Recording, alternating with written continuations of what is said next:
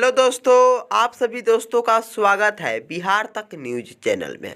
तो देखिए दोस्तों, भोजपुरी के super star, trending star, global star कहे जाने वाले खेसारी लाल भैया जी का एक सॉन्ग आया है जो भोजपुरी सॉन्ग है। और ये सॉन्ग आया है यूट्यूब चैनल वेब म्यूजिक से।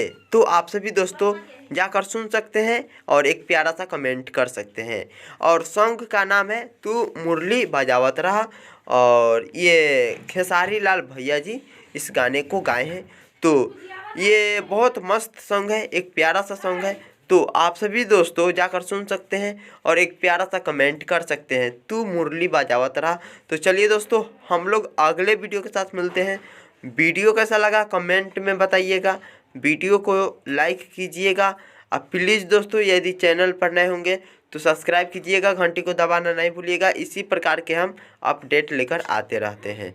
चलिए दोस्तों, अगले वीडियो के साथ मिलते हैं।